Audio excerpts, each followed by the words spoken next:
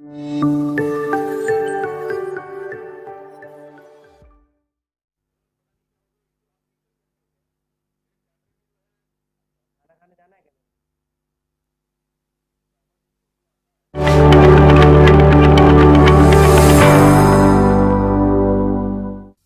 प्यारे देशवासियों, नमस्कार। आप सब लॉकडाउन में इस मन की बात को सुन रहे हैं। इस मन की बात के लिए आने वाले सुझाव, फोन कॉल की संख्या सामान्य रूप से कई गुना ज्यादा है। कई सारे विषयों को अपने अंदर समेट आपकी यह मन की बातें मेरे तक पहुंची हैं। मैंने कोशिश की है कि इनको ज्यादा से ज्यादा पढ़ पाऊं, सुन पाऊं। आपकी बातों से कई ऐसे पहलू जानने को मिले हैं जिन पर इस आपाधापी में ध्यान ही नहीं जाता है।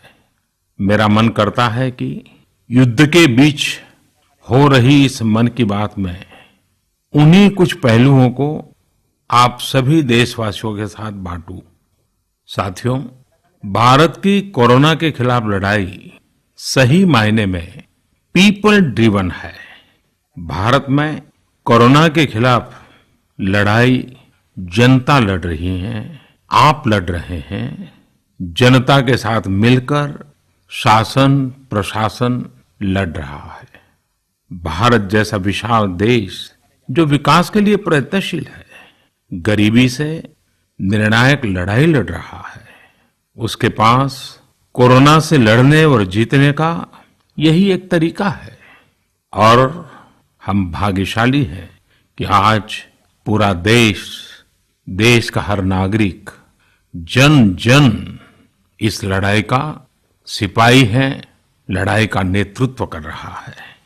आप कहीं भी नजर डालिए, आपको एहसास हो जाएगा कि भारत की लड़ाई पीपल ड्रिवन है। जब पूरा विश्व इस महामारी के संकट से जूझ रहा है, भविष्य में जब इसकी चर्चा होगी, उसकी तौर तरीकों की चर्चा होगी, मुझे विश्वास है कि भारत की यह पीपल ड्रिवन लड़ाई, इसकी जरूर चर्चा होगी। पूरे देश में, गली मोहल्लों में, जगह जगह पर आज लोग एक दूसरे की सहायता के लिए आगे आए हैं। गरीबों के लिए खाने से लेकर राशन की व्यवस्था हो, लॉकडाउन का पालन हो, अस्पतालों की व्यवस्था हो, मेडिकल इक्विपमेंट का देश में ही निर्माण हो। आज पूरा देश एक लक्ष्य, एक दिशा, साथ साथ चल रहा है। ताली, थाली, दिया, मोमबत्ती, इन सारी चीजों ने जो भावनाओं को जन्म दिया, जिस जज्बे से देशवासियों ने कुछ न कुछ करने की ठान ली, हर किसी को इन बातों ने प्रेरित किया है।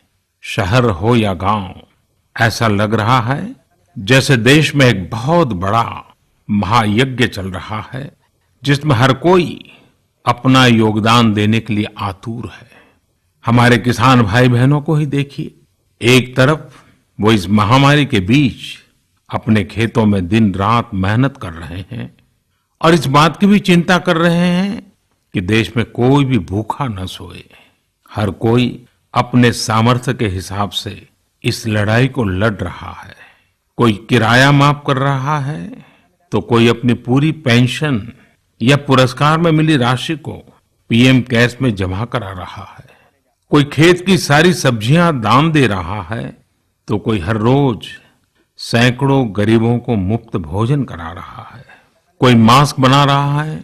कहीं हमारे मजदूर भाई बहन क्वारंटीन में रहते हुए जिस स्कूल में रह रहे हैं, उसकी रंगाई पुताई कर रहे हैं। साथियों, दूसरों की मदद के लिए आपके भीतर हृदय के किसी कोने में जो ये उमड़ता घुमड़ता भाव है ना, वही कोरोना के खिलाफ भारत की इस लड़ाई को ताकत दे रहा है। वही इस लड़ाई को सच्चे मायने में पीपल ड्रिवन बना रहा है। और हमने देखा है पिछले कुछ साल में हमारे देश में यह मिजाज बना है, निरंतर मजबूत होता रहा है। चाहे करोड़ों लोगों का गैस सब्सिडी छोड़ना हो, लाखों सीनियर सिटीजन का रेलवे सब्सिडी छोड़ना हो, स्वच्छ भारत अभियान का नेतृत्व लेना हो, टॉयलेट बनाने हो, अनगिनत बातें ऐसी है। इन सारी बातों से पता चलता है हम सबको एक मन, एक मजबूत धागे से पिरो दिया है, एक होकर देश के लिए कुछ करने की प्रेरणा दी है। मेरे प्यारे देशवासियों, मैं पूरी नम्रता पूर्वक, बहुत ही आदर के साथ आज 130 करोड़ देशवासियों की इस भावना को सर झुका करके नमन करता हूं। आप अपनी भावना के अनुरूप देश के लिए अपनी रुचि के हिसाब से, अपने समय के अनुसार कुछ कर सके, इसके लिए सरकार ने एक डिजिटल प्लेटफॉर्म भी तैयार किया है। ये प्लेटफॉर्म है covidwarriors.gov.in। मैं दोबारा बोलता हूं, covidwarriors.gov.in। सरकार ने इस प्लेटफॉर्म के माध्यम से तमाम सामाजिक संस्थाओं के वॉलंटियर्स, सिविल सोसाइटी के प्रतिनिधि और स्थानीय प्रशासन को एक दूसरे से जोड़ दिया है। बहुत ही कम समय में इस पोर्टल से 1.25 करोड़ लोग जुड़ चुके हैं। इनमें डॉक्टर, नर्सिस से लेकर हमारी आशा, एएनएम बहनें, हमारे एनसीसी, एनएसएस के साथी, अलग अलग फील्ड के तमाम प्रोफेशनल्स, उन्होंने इस प्लेटफॉर्म को अपना प्लेटफॉर्म बना लिया है। ये लोग स्थानीय स्तर पर क्राइसिस मैनेजमेंट प्लान बनाने वालों में और उसकी पूर्ति में भी बहुत मदद कर रहे हैं। आप भी covidwarriors.gov.in से जुड़कर देश की सेवा कर सकते हैं, कोविड वॉरियर बन सकते हैं। साथियों, हर मुश्किल हालात, हर लड़ाई कुछ न कुछ सबक देती है, कुछ न कुछ सिखा करके जाती है, सीख देती है, कुछ संभावनाओं के मार्ग बनाती है और कुछ नई मंजिलों की दिशा भी देती है। इस परिस्थिति में आप सब देशवासियों ने जो संकल्प शक्ति दिखाई है, उससे भारत में एक नए बदलाव की शुरुआत भी हुई है। हमारे बिजनेस, हमारे दफ्तर, हमारे शिक्षण संस्थान, हमारा मेडिकल सेक्टर, हर कोई तेजी से नए तकनीकी बदलावों की तरफ भी बढ़ रहे हैं। टेक्नोलॉजी के फ्रंट पर तो वाकई ऐसा लग रहा है कि देश का हर इनोवेटर नई परिस्थितियों के मुताबिक कुछ न कुछ नया निर्माण कर रहा है। साथियों, देश जब एक टीम बनकर के काम करता है, तब क्या कुछ होता है, ये हम अनुभव कर रहे हैं। आज केंद्र सरकार हो, राज्य सरकार हो, इनका हर एक विभाग और संस्थान राहत के लिए मिलजुल करके पूरी स्पीड से काम कर रहे हैं। हमारे एविएशन सेक्टर में काम कर रहे लोग हों, रेलवे कर्मचारी हो, ये दिन रात मेहनत कर रहे हैं ताकि देशवासियों को कम से कम समस्या हो। आप में से शायद बहुत लोगों को मालूम होगा कि देश के हर हिस्से में दवाइयों को पहुंचाने के लिए लाइफलाइन उड़ान नाम से एक विशेष अभियान चल रहा है। हमारे इन साथियों ने इतने कम समय में देश के भीतर ही 3 लाख किलोमीटर की हवाई उड़ान भरी है और 500 टन से अधिक मेडिकल सामग्री देश के कोने कोने में आप तक पहुंचाया है। इसी तरह रेलवे के साथी लॉकडाउन में भी लगातार मेहनत कर रहे हैं ताकि देश के आम लोगों को जरूरी वस्तुओं की कमी ना हो।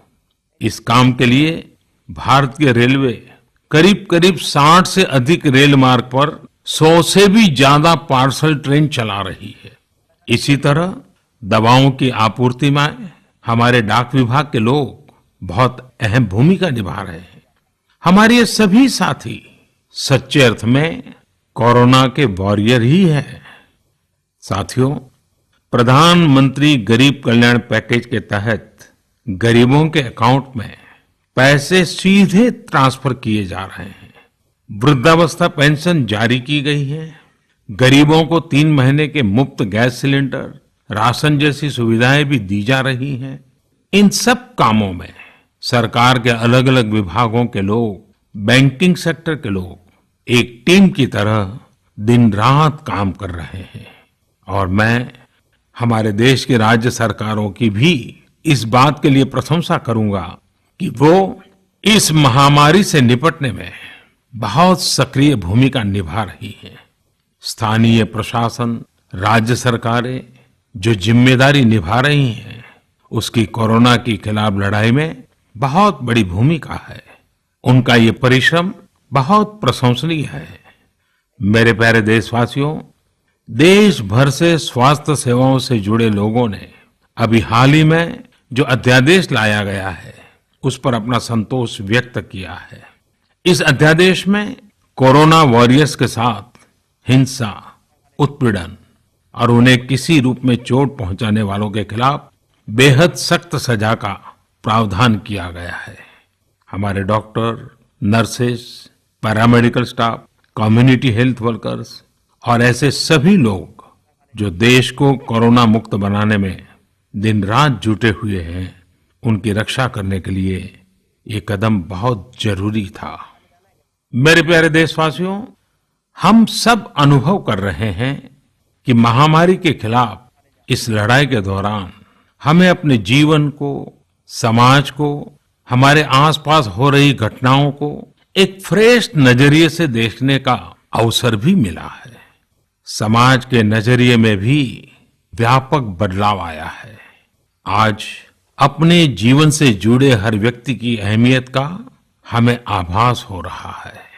हमारे घर में काम करने वाले लोग हो, हमारी जरूरतों को पूरा करने के लिए काम करने वाले हमारे सामान्य कामगार हो, पड़ोस की दुकानों में काम करने वाले लोग हो, इन सब की कितनी बड़ी भूमिका है, हमें ये अनुभव हो रहा है।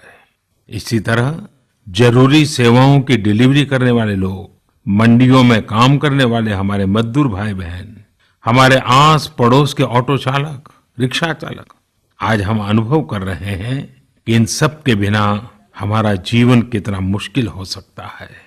आजकल सोशल मीडिया में हम सब लोग लगातार देख रहे हैं कि लॉकडाउन के दौरान लोग अपने इन साथियों को न सिर्फ याद कर रहे हैं, उनकी जरूरतों का ध्यान रख रहे हैं, बल्कि उनके बारे में बहुत सम्मान से लिख भी रहे हैं। आज देश के हर कोने से ऐसी तस्वीरें आ रही हैं कि लोग सफाई कर्मियों पर पुष्प वर्षा कर रहे हैं। पहले उनके काम को संभवतः आप भी कभी नोटिस नहीं करते थे।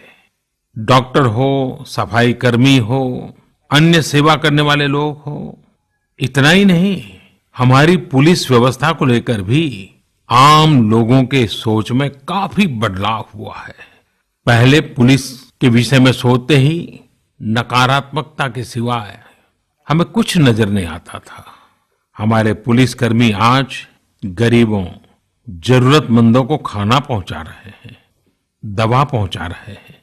जिस तरह से हर मदद के लिए पुलिस सामने आ रही है, इससे पुलिसिंग का मानवीय और संवेदनशील पक्ष हमारे सामने उभर करके आया है, हमारे मन को झकझोर दिया है, हमारे दिल को छू लिया है। एक ऐसा अवसर है जिसमें आम लोग पुलिस से भावात्मक तरीके से जुड़ रहे हैं।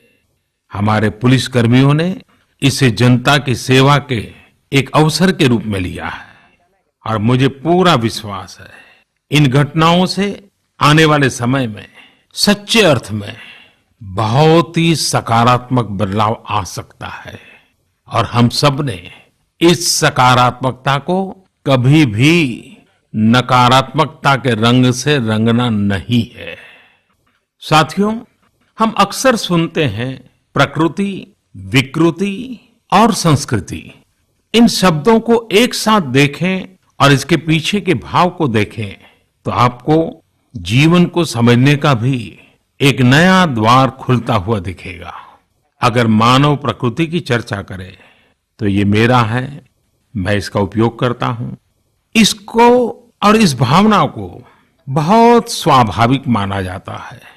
किसी को इसमें कोई ऐतराज नहीं होता। इसे हम प्रकृति कह सकते हैं।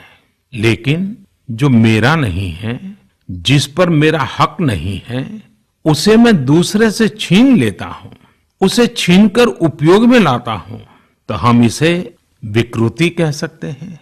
इन दोनों से परे, प्रकृति और विकृति से ऊपर जब कोई संस्कारित मन सोचता है या व्यवहार करता है तो हमें संस्कृति नजर आती है।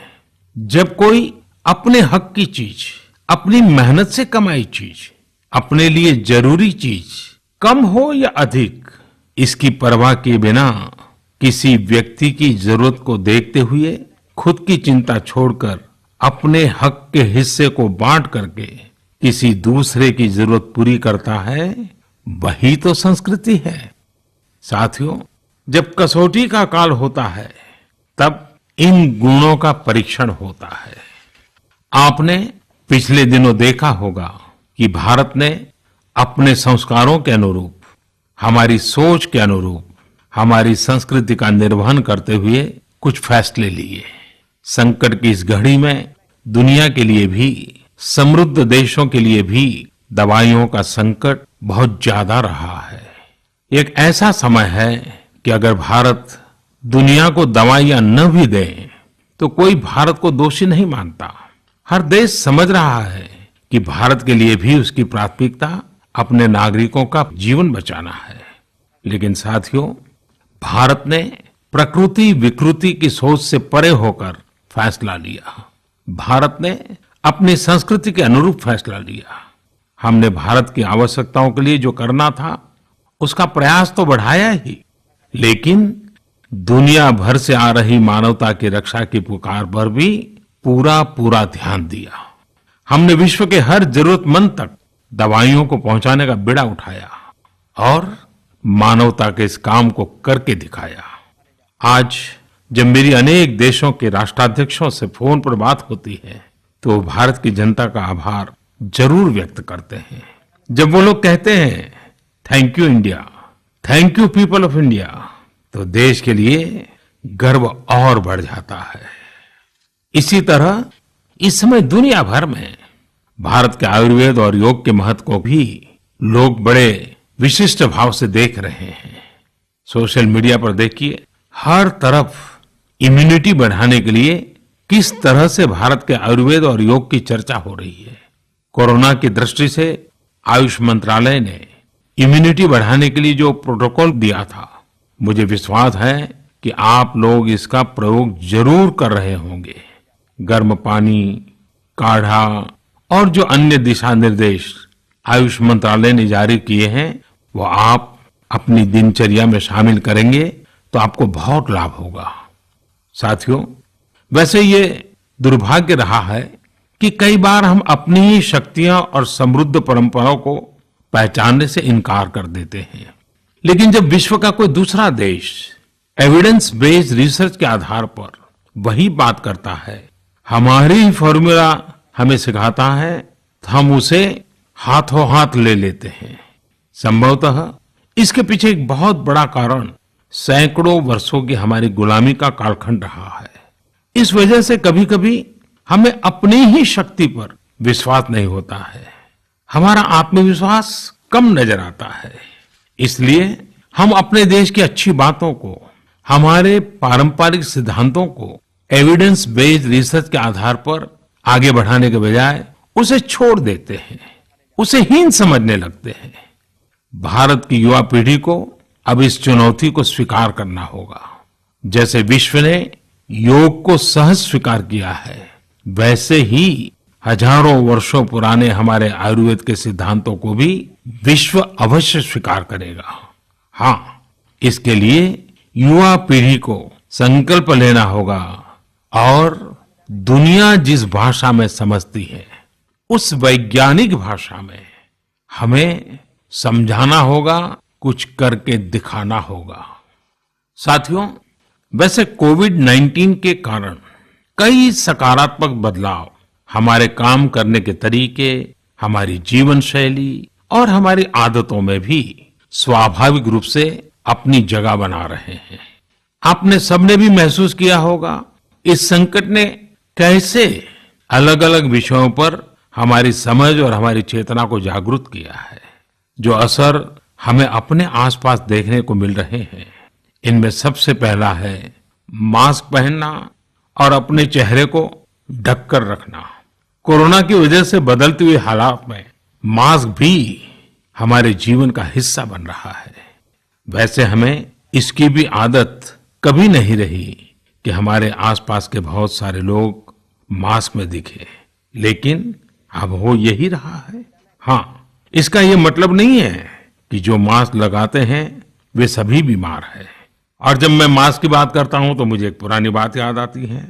आप सबको भी याद होगा, एक जमाना था कि हमारे देश के कई ऐसे इलाके ऐसे होते थे कि वहां अगर कोई नागरिक फल खरीदता हुआ दिखता था तो आस पड़ोस के लोग उसको जरूर पूछते थे, क्या घर में कोई बीमार है? यानी फल मतलब बीमारी में ही खाया जाता है, ऐसी एक धारणा बनी हुई थी। हालांकि समय बदला और ये धारणा भी बदली। वैसे ही मास्क को लेकर भी धारणा अब बदलने वाली ही है। आप देखिएगा, मास्क अब सभ्य समाज का प्रतीक बन जाएगा। अगर बीमारी से खुद को बचना है और दूसरों को भी बचाना है तो आपको मास्क लगाना पड़ेगा। और मेरा तो सिंपल सुझाव रहता है, गमछा मुंह ढकना है। साथियों, हमारे समाज में एक और बड़ी जागरूकता ये आई है कि अब सभी लोग ये समझ रहे हैं कि सार्वजनिक स्थानों पर थूकने के क्या नुकसान हो सकते हैं। यहां वहां कहीं पर भी थूक देना गलत आदतों का हिस्सा बना हुआ था। ये स्वच्छता और स्वास्थ्य को गंभीर चुनौती भी देता था।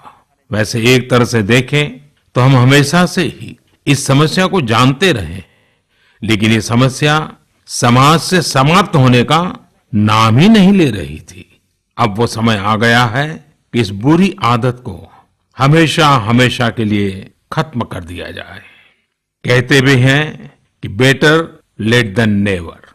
तो देर भले हो गई हो, लेकिन अब ये थूकने की आदत छोड़ देनी चाहिए। ये बातें जहां बेसिक हाइजीन का स्तर बढ़ाएंगी, वहीं कोरोना संक्रमण को फैलने से रोकने में भी मदद करेगी।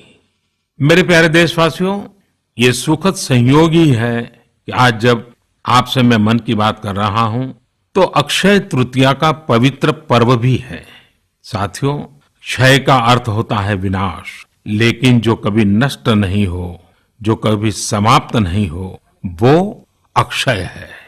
अपने घरों में हम सब इस पर्व को हर साल मनाते हैं, लेकिन इस साल हमारे लिए इसका विशेष महत्व है। आज के कठिन समय में यह एक ऐसा दिन है जो हमें याद दिलाता है कि हमारी आत्मा, हमारी भावना अक्षय है। यह दिन हमें याद दिलाता है कि चाहे कितनी भी कठिनाइयां रास्ता रोके, चाहे कितनी भी आपदाएं आए, चाहे कितनी भी बीमारियों का सामना करना पड़े, इनसे लड़ने और जूझने की मानवीय भावनाएं अक्षय है। माना जाता है कि यही वो दिन है जिस दिन भगवान श्री कृष्ण और भगवान सूर्यदेव के आशीर्वाद से पांडवों को अक्षय पात्र मिला था। अक्षय पात्र यानी एक ऐसा बर्तन जिसमें भोजन कभी समाप्त नहीं होता है। हमारे अन्नदाता किसान हर परिस्थिति में देश के लिए, हम सब के लिए इसी भावना से परिश्रम करते हैं। इन्हीं के परिश्रम से आज हम सब के लिए, गरीबों के लिए देश के पास अक्षय अन्न भंडार है। इस अक्षय तृतीया पर हमें अपने पर्यावरण, जंगल, नदियां और पूरे इकोसिस्टम के संरक्षण के बारे में भी सोचना चाहिए, जो हमारे जीवन में महत्वपूर्ण भूमिका निभाते हैं। अगर हम अक्षय रहना चाहते हैं तो हमें पहले यह सुनिश्चित करना होगा कि हमारी धरती अक्षय रहे। क्या आप जानते हैं कि अक्षय तृतीया का यह पर्व दान की शक्ति यानी पावर ऑफ गिविंग का भी एक अवसर होता है। हम हृदय की भावना से जो कुछ भी देते हैं, वास्तव में महत्व उसी का होता है। यह बात महत्वपूर्ण नहीं है कि हम क्या देते हैं और कितना देते हैं। संकट के इस दौर में हमारा छोटा सा प्रयास हमारे आसपास के बहुत से लोगों के लिए बहुत बड़ा संबल बन सकता है। साथियों, जैन परंपरा में भी यह बहुत पवित्र दिन है, क्योंकि पहले तीर्थंकर भगवान ऋषभदेव के जीवन का यह एक महत्वपूर्ण दिन रहा है। ऐसे में जैन समाज इसे एक पर्व के रूप में मनाता है और इसलिए ये समझना आसान है कि क्यों इस दिन को लोग किसी भी शुभ कार्य को प्रारंभ करना पसंद करते हैं। चूंकि आज कुछ नया शुरू करने का दिन है, तो ऐसे में क्या हम सब मिलकर अपने प्रयासों से अपनी धरती को अक्षय और अविनाशी बनाने का संकल्प ले सकते हैं? साथियों, आज भगवान बसवेश्वर जी की भी जयंती है।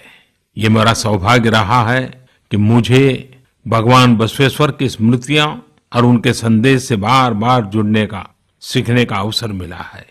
देश और दुनिया में भगवान बसवेश्वर के सभी अनुयायियों को उनकी जयंती पर बहुत बहुत शुभकामनाएं। साथियों, रमजान का भी पवित्र महीना शुरू हो चुका है।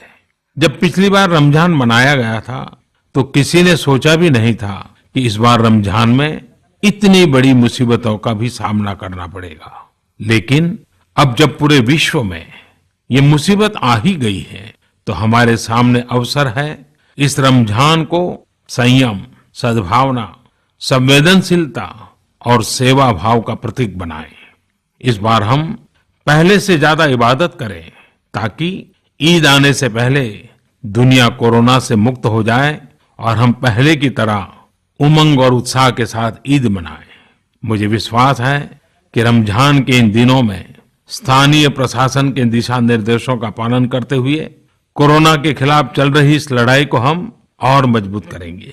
सड़कों पर, बाजारों में, मोहल्लों में फिजिकल डिस्टेंसिंग के नियमों का पालन अभी बहुत आवश्यक है। मैं आज उन सभी कम्युनिटी लीडर्स के प्रति भी आभार प्रकट करता हूं, जो 2 गज दूरी और घर से बाहर नहीं निकलने को लेकर लोगों को जागरूक कर रहे हैं। वाकई कोरोना ने इस बार भारत समेत दुनिया भर में त्योहारों को मनाने का स्वरूप ही बदल दिया है, रंग रूप बदल दिए हैं। अभी पिछले दिनों ही हमारे यहाँ भी बिहू, बैसाखी, पुथंडू, विशु, ओडिया न्यू ईयर, ऐसे अनेक त्योहार आए। हमने देखा कि लोगों ने कैसे इन त्योहारों को घर में रहकर और बड़ी सादगी के साथ और समाज के प्रति शुभ चिंतन के साथ त्योहारों को मनाया। आमतौर पर वे इन त्योहारों को अपने दोस्तों और परिवारों के साथ पूरे उत्साह और उमंग के साथ मनाते थे, घर के बाहर निकलकर अपनी खुशी साझा करते थे। लेकिन इस बार हर किसी ने संयम बरता, लॉकडाउन के नियमों का पालन किया। हमने देखा है कि इस बार हमारे ईसाई दोस्तों ने ईस्टर भी घर पर ही मनाया है। अपने समाज, अपने देश के प्रति ये जिम्मेदारी निभाना आज की बहुत बड़ी जरूरत है। तभी हम कोरोना के फैलाव को रोक पाने में सफल होंगे, कोरोना जैसी वैश्विक महामारी को परास्त कर पाएंगे। मेरे प्यारे देशवासियों, इस वैश्विक महामारी के संकट के बीच आपके परिवार के एक सदस्य के नाते, और आप सब भी मेरे ही परिवारजन हैं, तब कुछ संकेत करना, कुछ सुझाव देना, ये मेरा दायित्व भी बनता है। मेरे देशवासियों से मैं आपसे आग्रह करूंगा, हम कतई अति आत्मविश्वास में न फंस जाएं। हम ऐसा विचार न पाल लें कि हमारे शहर में, हमारे गांव में, हमारी गली में, हमारे दफ्तर में अभी तक कोरोना पहुंचा नहीं है, इसलिए अब पहुंचने वाला नहीं है। देखिए, ऐसी गलती कभी मत पालना। दुनिया का अनुभव हमें बहुत कुछ कह रहा है और हमारे यहाँ तो बार बार कहा जाता है, सावधानी हटी तो दुर्घटना घटी। याद रखिए, हमारे पूर्वजों ने हमें इन सारे विषयों में बहुत अच्छा मार्गदर्शन किया है। हमारे पूर्वजों ने कहा है अग्नि ही शेषम ऋण शेषम व्याधि शेषम तथैव च पुनः पुनः प्रवर्धेत तस्मात् शेषम न कार्येत।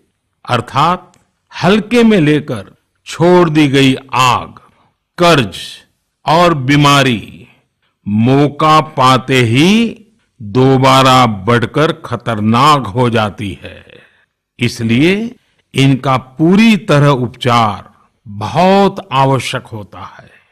इसलिए अति उत्साह में स्थानीय स्तर पर कहीं पर भी कोई लापरवाही नहीं होनी चाहिए।